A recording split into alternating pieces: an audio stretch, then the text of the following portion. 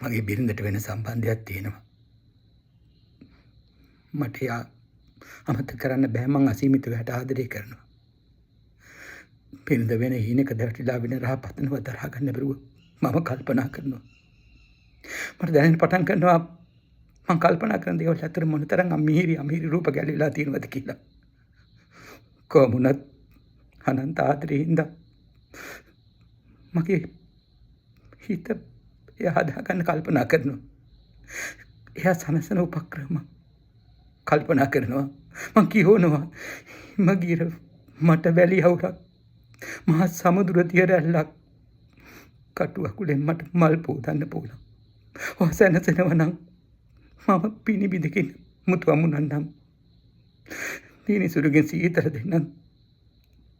කඩු තුඩ මත මට සැනසෙන්න පුළුවන්. මෙන යහනක සැනසෙන ඔයා තමන්ගේ අඩුපාඩුවක් වෙන්න ඇති කියලා මං හිතනවා.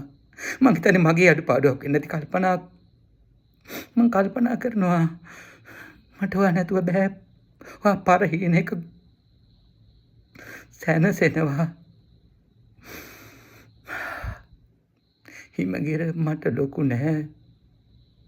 ඒක මට බැලි අවුලක් විතරයි. මට මහදුර සමුදුර දිය රැල්ලක් විතරයි. කටු අකුලෙන් මල් පොදන්න මට පුළුවන්. පිණි බිඳකින් මුතු අමුණන්න මට පුළුවන්. හිර කොයිතරම් දැරි වුණත් මම ඔයාට හීතල දෙනවමයි.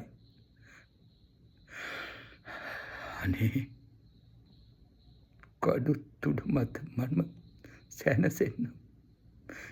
ඒ කියන්නේ මම මැරෙන්න.